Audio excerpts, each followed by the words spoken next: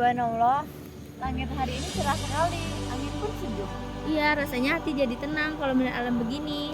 Sadar gak sih kalian, sebenarnya keindahan alam itu juga sebuah tanda kebesaran Allah.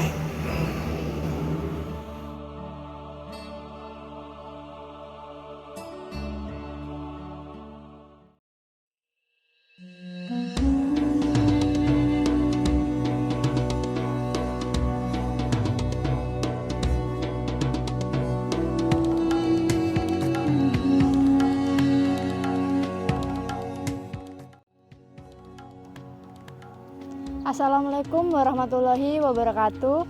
Alhamdulillahirabbil alamin. Segala puji bagi Allah, Tuhan semesta alam yang telah menciptakan langit dan bumi serta segala keindahan yang ada di dalamnya.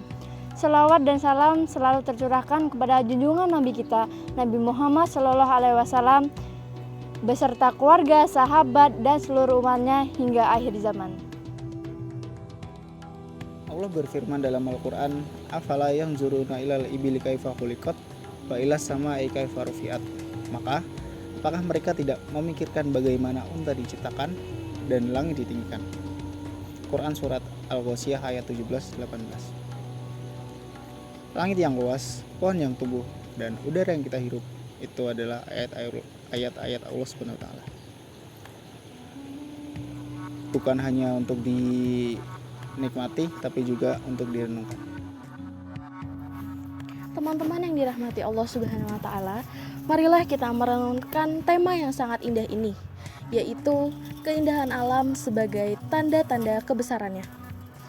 Allah Subhanahu wa Ta'ala menciptakan alam semesta ini tidak dengan sia-sia, melainkan penuh dengan hikmah dan tanda-tanda kekuasaannya.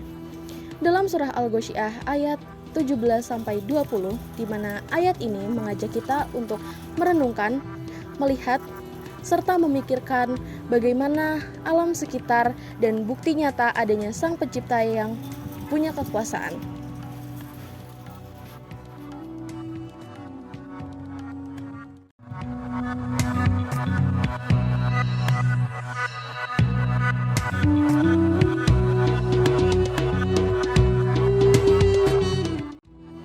Gunung-gunung yang menjulang, sungai-sungai yang mengalir, bunga-bunga yang bermekaran, hingga langit yang terbentang luas, sesungguhnya itu adalah manifestasi keindahan ciptaan Allah Subhanahu wa Ta'ala.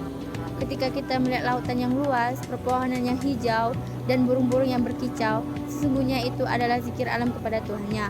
Allah berfirman dalam Quran Surat Al-An'am ayat 99, dan dialah yang menurunkan air dari langit, lalu kami tumbuhkan dari air tersebut segala macam tumbuh-tumbuhan, maka kami keluarkan tumbuhan-tumbuhan tersebut dengan tanaman yang hijau.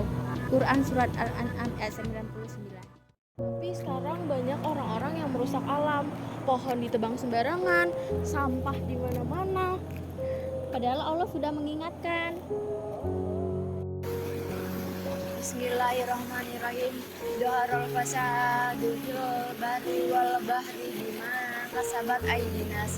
Yang artinya, telah tampak kerusakan di darat dan di laut yang disebabkan oleh perbuatan tangan manusia. Shadaqallahul azim.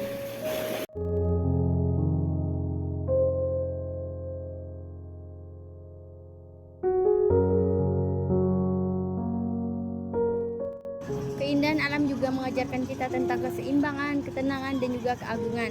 Namun sayangnya banyak manusia hari ini yang tidak lagi menjaga keindahan alam ini. Mereka merusak hutan, mencemari sungai, dan merusak ekosistem. Padahal Allah telah memperingatkan dalam Quran Surat Ar-Rum ayat 41, telah tampaklah kerusakan di darat dan di laut disebabkan oleh perbuatan tangan manusia. Quran Surat Ar-Rum ayat 41. Sebagai khalifah di bumi, kita harus bertanggung jawab untuk menjaga alam ini. Seperti menanam pohon, mengurangi sampah plastik, dan menjaga kebersihan sungai, itu juga sebuah ibadah. Dan bentuk syukur kita atas ciptaan Allah, karena Keindahan alam adalah cermin dari keagungannya.